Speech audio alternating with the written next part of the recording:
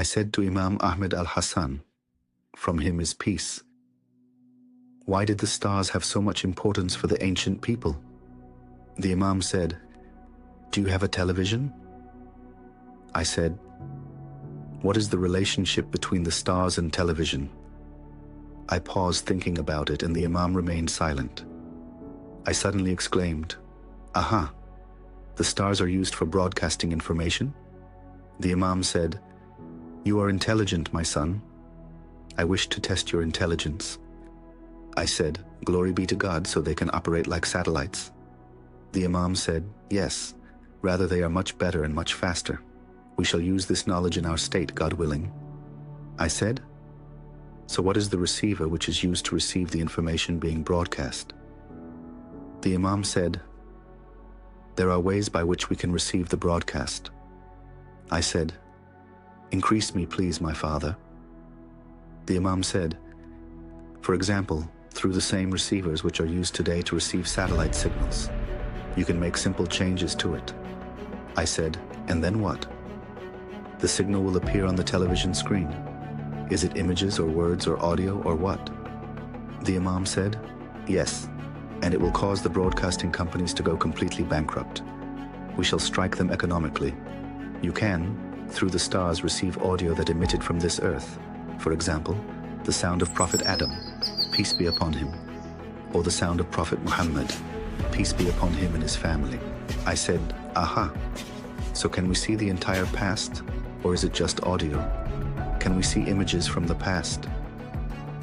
The Imam said, video and images can be broadcast, and we can receive it from the stars or from space once those images are beamed by the television channels towards the stars. I said, yes, so in regard to the past we can only hear the audio. The Imam said, yes. I said, that is such a great matter. The Imam said, we shall make it to where the satellite channels no longer have to pay fees to the satellite companies anymore. They will be able to broadcast their signal without membership with a satellite company. I said, glory be to God.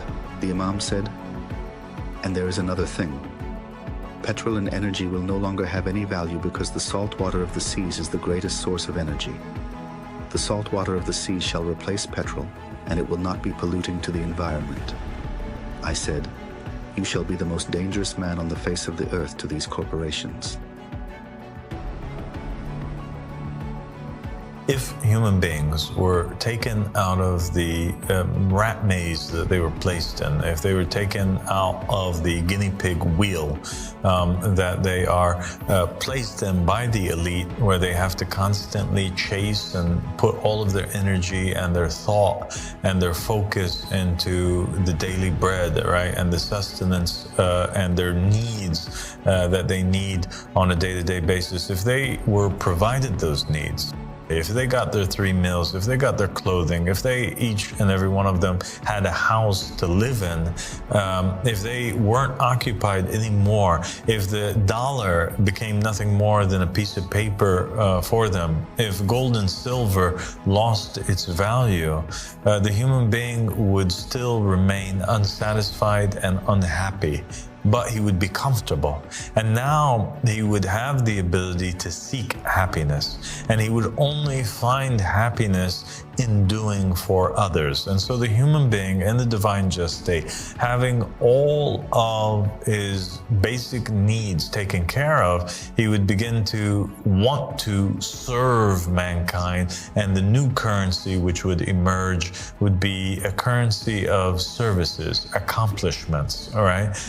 A sense of pride, a sense of satisfaction. That would be the new sought after gold and silver that people would desire. And so they would, each and every one of them, compete with one another, not in hoarding wealth, but in virtues. And they would compete with one another in establishing things or creating things that would further assist mankind in achieving its collective goals of prosperity on the planet.